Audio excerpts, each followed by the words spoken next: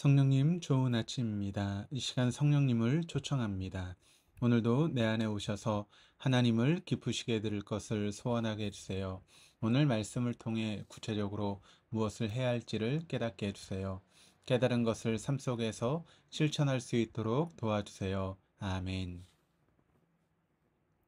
오늘 함께 나누실 하나님 말씀은 요한복음 13장 21절에서 30절까지 말씀입니다.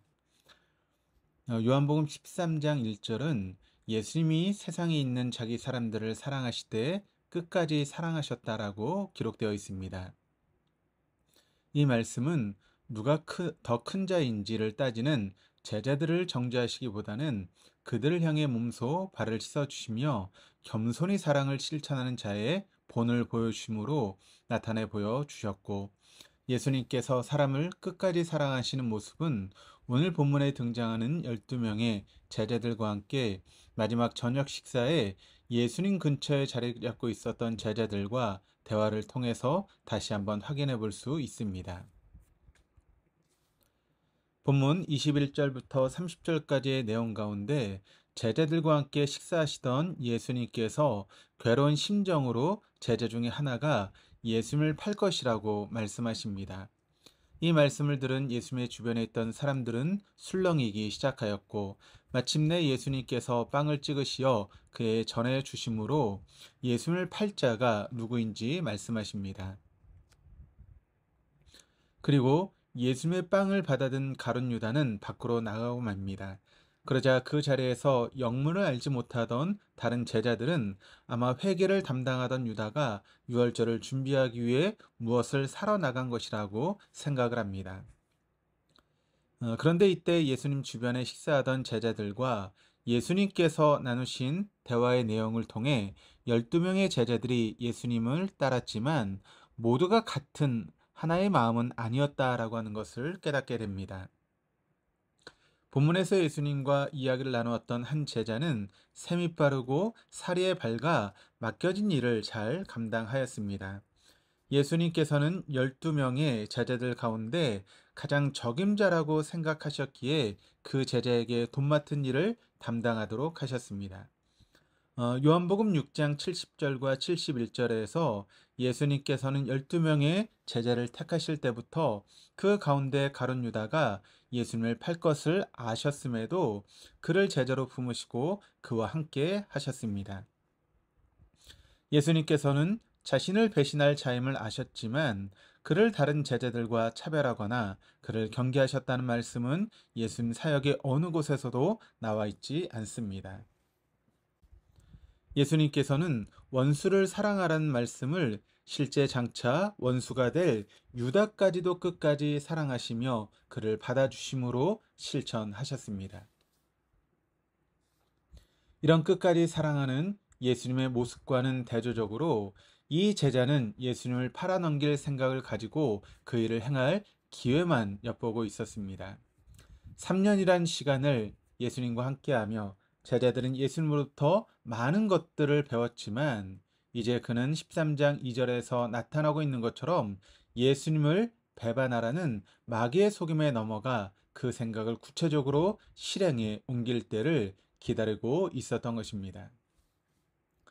예수님께서는 이미 그 제자가 마음속에 가지고 있는 계획을 아셨습니다. 그럼에도 그를 용납하시며 끝까지 사랑하시는 모습을 보여주십니다. 그리고 마침내 그에게 빵을 적셔 전해주시며 그에 대한 예수님이 그를 존중하고 있음을 표하십니다. 그리고 나서 내가 하려는 것을 하라고 말씀하셨을 때 그는 철저히 사단에 의해 통제되어 마침내 예수님의 이 말씀을 듣고 즉각 예수님을 팔기 위해 그 자리를 나서는 행동을 함으로써 그동안 예수님을 배신하고자 가졌던 생각을 마침내 행동으로 옮기고 맙니다.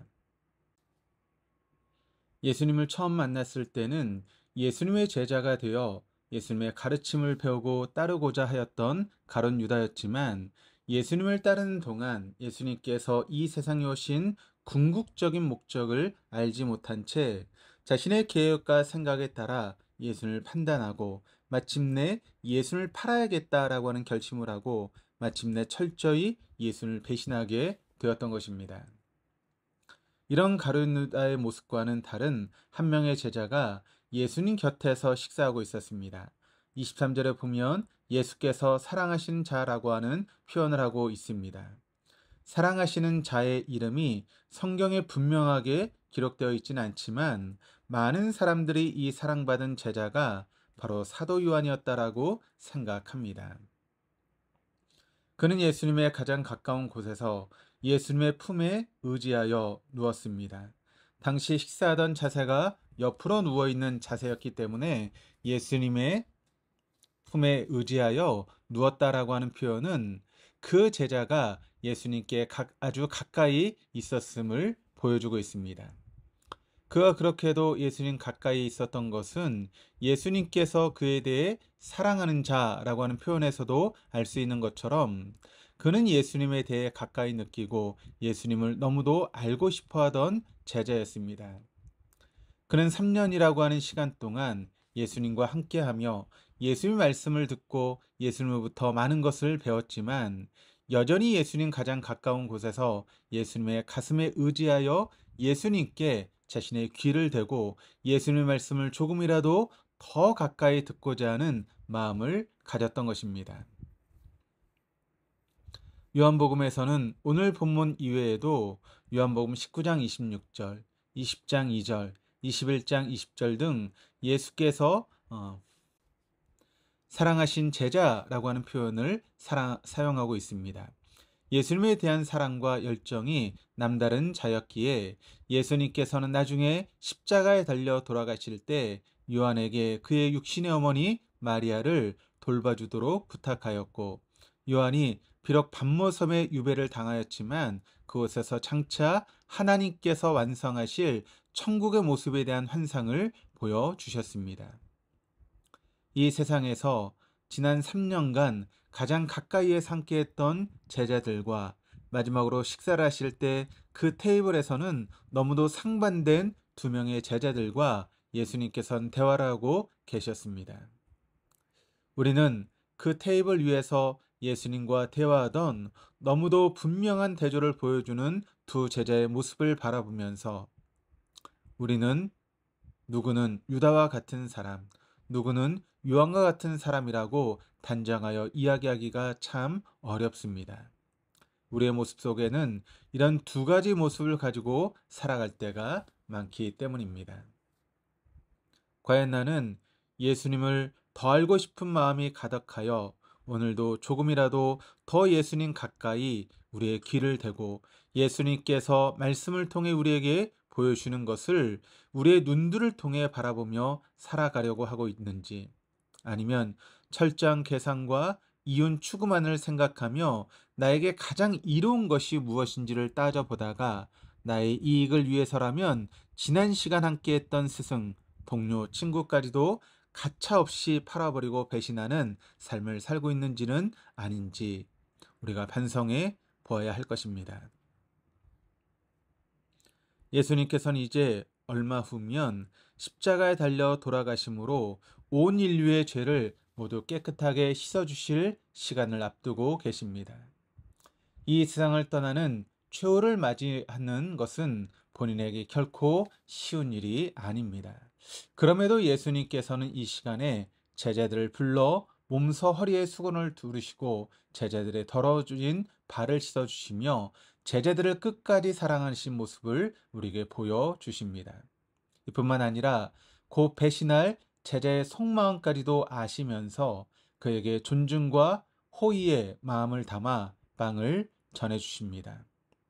예수님께서는 단순히 사랑하라고 하는 말씀만으로 제자들을 가르친 것이 아니라 말씀과 행함을 통해 끝까지 하나님을 사랑하는 것과 다른 사람을 사랑하는 것이 무엇인지를 우리에게 보여주셨습니다. 오늘 말씀을 통해 우리가 살아가는 이 일상 가운데 과연 우리의 모습은 선동의 굴레 안에 있으면서도 그 굴레 안에서 벗어나지 못한 채 다른 사람을 짓밟고 배신을 일삼는 사람들의 무리 가운데 영적인 외눈박이의 삶을 살아오고 있는지, 아니면 영적인 눈들을 열고 예수 그리스도의 말씀이 보여주는 것들을 바라보며 이 세상 너머에서 이루어지는 그 일들까지도 바라볼 수 있는 영적인 그런 사람으로 살아오고 있는지를 다시 한번 점검해보는 귀한 시간 될 수 있기를 주님의 이름으로 축원합니다. 기도하시겠습니다.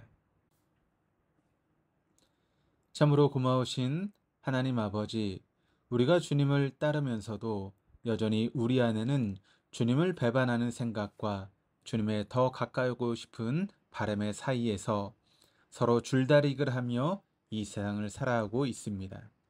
간절히 소원하옵기는 이제 우리가 이 세상의 영적인 외눈박이가 아니라 이 세상뿐만 아니라 세상 너머에서 일어나는 일들까지도 바라볼 수 있는 영적으로 눈을 뜬 자 되게 하여 주옵소서. 우리의 눈과 우리의 귀를 오직 주님께만 고정하고 주님의 가슴에 우리의 귀를 대고 주님께서 말씀하시는 것을 집중하여 듣고 민감히 반응하며 살아갈 수 있도록 인도하여 주옵소서. 감사드리며 우리 주 예수 그리스도 이름으로 기도드립니다. 아멘.